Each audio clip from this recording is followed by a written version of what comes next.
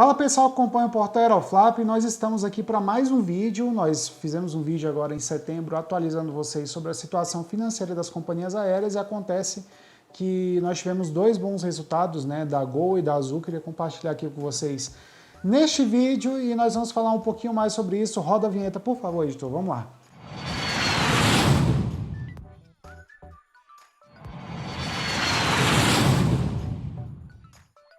Bom, pessoal, geralmente eu falo com vocês sobre o resultado trimestral das empresas aéreas brasileiras e sobre como elas estão recuperando da crise. Às vezes, a gente dá uma encurtadinha no vídeo também para falar dos voos mensais ali. E a boa notícia é que o resultado é muito bom, realmente. É até mais surpreendente do que o mercado estava esperando, do que todos estavam esperando sobre isso, né? E tem um quesinho a mais de uma expectativa a um crescimento melhor no futuro dessas empresas aéreas brasileiras, né?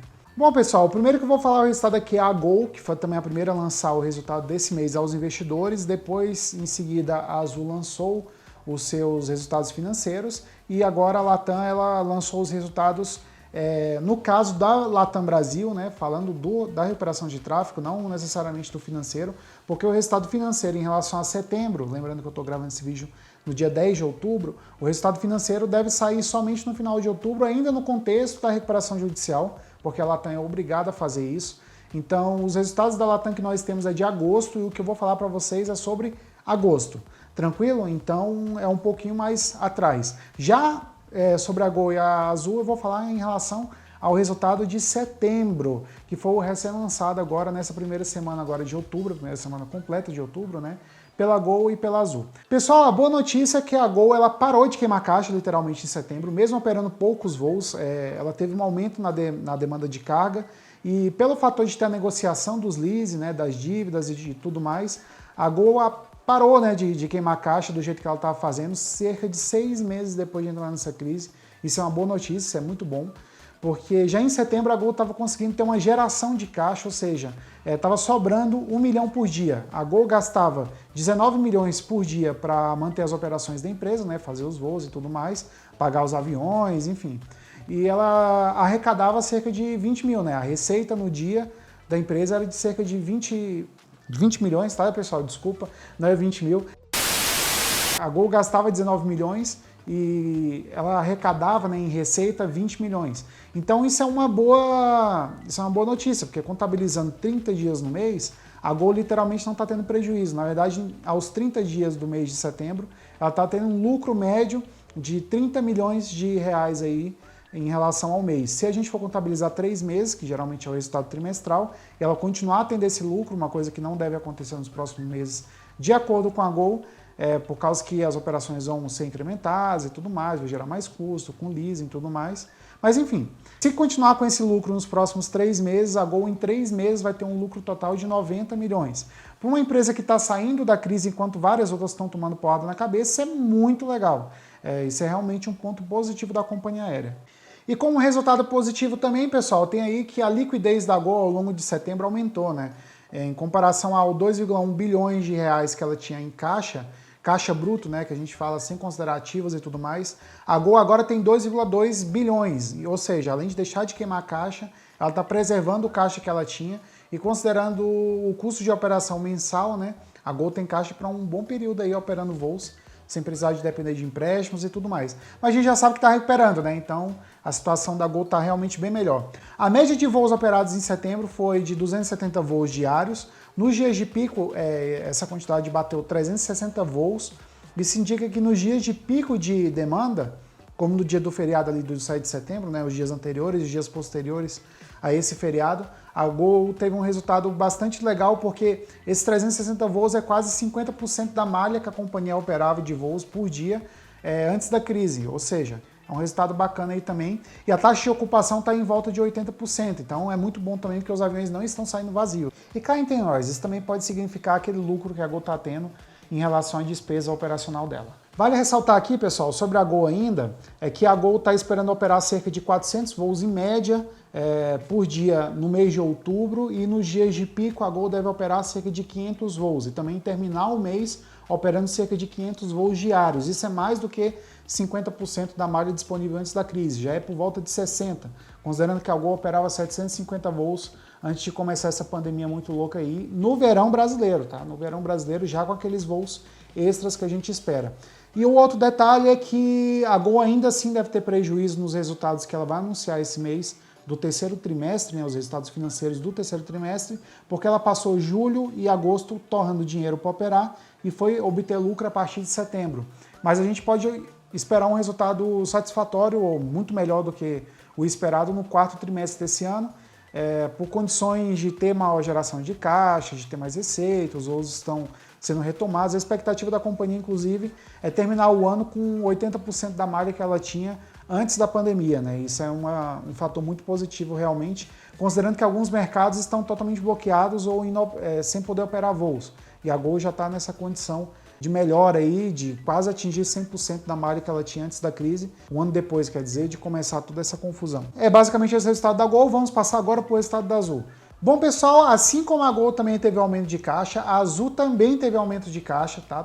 Também teve aumento de liquidez, e ela também tem geração de caixa a partir do fim agora do terceiro trimestre, que seria o mês de setembro, né? A partir dos 15 últimos dias ali de setembro, a Azul teve uma geração de caixa de aproximadamente 700 mil por dia. Assim como a Gol, também podemos colocar isso na conta das operações de carga, que foram muito importantes, mas também da retomada de voos por parte da Azul, voos regionais, que são voos mais lucrativos para a companhia, que são voos de melhor valor ali, enfim, tem menor custo de operação e maior valor de arrecadação, né, do voo. Então, é uma parte muito importante da Azul, esses voos regionais. Inclusive, ela conseguiu crescer assustadoramente em pouco tempo, também por causa dos voos regionais que ela operava antes da pandemia e agora está retomando nesse mês agora de setembro e outubro também, em massa, né? Porque antes estava retomando meio assim e tal, mas agora sim ela já está começando a retomar melhor. Bom, assim como a Gol, pessoal, a Azul também está com uma taxa de ocupação por volta de 80%, os voos internacionais estão até cheios, com 75% de ocupação. Isso indica que tem até uma demanda escondida ali, apesar das poucas operações internacionais que a Azul está fazendo nesse momento. A maioria das operações são domésticas e de voos domésticos regionais. Então, a taxa de ocupação de 80,7% ali para os voos domésticos é realmente boa para o período. Lembrando que a Azul, diferente da Gol, a Azul está operando mais voos por dia, só que a Azul ela opera com aviões de diferentes tamanhos. Então ela opera com a 320 Neo, que já é menor do que um 737-800 da Gol, já tem menos assentos, um pouquinho a menos, mas tem. E também temos ali o E-Jet, tanto a geração 1 como a geração 2, e também temos ali o ATR, que é dos voos regionais, né? Então o ATR ele tem muitos menos assentos em comparação com o 737-800. Então a Gol sim, ela pode atingir uma quantidade de passageiros transportados maior do que a Azul, operando menos voos. Então a Azul ela opera mais voos pelo estilo da operação dela, não é somente por ela estar operando mais voos e estar transportando mais passageiros do que a Gol e necessariamente está tendo mais receita do que a Gol, né? Essa é a parte importante de ressaltar. A Azul, pessoal, em setembro, quando ela começou a gerar esses 700 mil de caixa por dia, ela estava operando cerca de 400 voos diários, tá? Enquanto a Gol estava operando cerca de 270 voos por dia. A Azul em alguns dias chegou a operar 400 voos diários em setembro. E agora em outubro a companhia está querendo operar 505 voos diários em média. Ou seja, a gente tem um aumento, continua com aquele aumento que a gente fala da Azul, né? Aquele aumento constante de 100 voos a mais a cada mês que se passa, até a Azul atingir os 800, 900 voos, que é praticamente a malha que a companhia tinha antes da pandemia ali. Assim como a Gol, a Azul também espera atingir 80% da malha no fim do ano agora, né? Colocando esses voos extras, o que a gente já conhece das operações de verão. A Azul também espera atingir os 80% da malha disponível antes dessa pandemia muito louca que a gente está passando aqui. Bom, pessoal, vale ressaltar que em setembro a Gol teve um aumento de 36% na demanda em relação a agosto, enquanto a Azul resultou em um aumento de demanda de 23% em relação a agosto. Então, o aumento de demanda da Gol em relação a agosto foi maior e por essa média de operação de voos que a gente está esperando agora para outubro também parece que vai ser maior. A última que a gente tem para falar alguma coisa é a Latam, que diferente da Gol, que tá, e principalmente da Azul, que está lá na frente em questão de voos operados, a Latam está um pouco atrás. Desde o início dessa pandemia, né, da recuperação, a Latam passou de primeira para terceira colocada aí no mercado de aviação brasileiro. E diferente do que a gente está citando da Gol e da Azul também, a Latam não tem essa diferença porque a gente tem que comparar a Latam com a Gol, na verdade. e a Latam tem aviões menores do que a Gol tem, então entra aquela história toda. Na verdade são os 19, não são aviões turbo-hélice que nem os aviões da Azul. Mas vamos lá, pessoal. O prejuízo que a gente tem registrado da Latam é de 790 milhões, equivalente ao grupo todo, tá? A gente está falando isso aqui sobre o grupo todo, a gente não está falando só sobre a Latam Brasil, é sobre o grupo todo. Em agosto, o grupo Latam como um todo teve um prejuízo de 790 milhões de reais, é um prejuízo bastante grande para um único mês, ainda mais para uma companhia que está em recuperação judicial, tá? Então a gente tem uma companhia tentando se recuperar, mas ao mesmo tempo tomando muito prejuízo. Como notícia boa, a gente tem uma liberação de um financiamento /empréstimo de 2,5 bilhões de dólares para a Latam, para o grupo inteiro se reerguer, né? Vale lembrar que a Latam Brasil, antes da crise, já equivalia a 50% das operações do grupo. Agora que os outros mercados estão atrás e o Brasil está na frente, esse número deve ser um pouco maior. Então, a Latam Brasil deve ser responsável por muito dos resultados do grupo Latam. Já ressaltando isso de antemão para vocês, tá? E além disso, temos que a Latam operou cerca de 200 voos por dia em setembro. É um crescimento considerável, comparando com agosto, é um crescimento considerável, dá mais ou menos 25% a 30% de crescimento no número de voos em setembro em relação a agosto na Latam. Porém, ainda assim está muito distante das concorrentes, né? Da Gol, que operou 360 voos em dia de pico, da Azul, que operou 400 voos em dia de pico, 405, 410 voos em dia de pico. A Latam está aí registrando mais ou menos 200, a companhia que era a primeira colocada no mercado brasileiro atualmente está nas últimas posições ali, infelizmente, né? Ah, pessoal, e um detalhe, vale ressaltar que as operações de carga praticamente foram equivalentes às operações de passageiro em termos de receita no grupo Latam em agosto. Então a gente tem uma situação bastante complicada, principalmente do lado passageiros na Latam, né?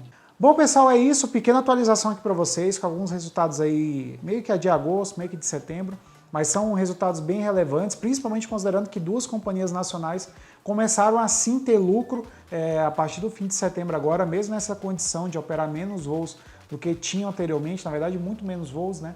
Então são boas notícias, são boas informações e acho que o panorama do mercado brasileiro para os próximos anos na aviação está bem melhor do que muitos países que são desenvolvidos ou altamente desenvolvidos nesse mundo. Tranquilo? É isso, muito obrigado por assistir, se inscrevam no nosso canal e até mais.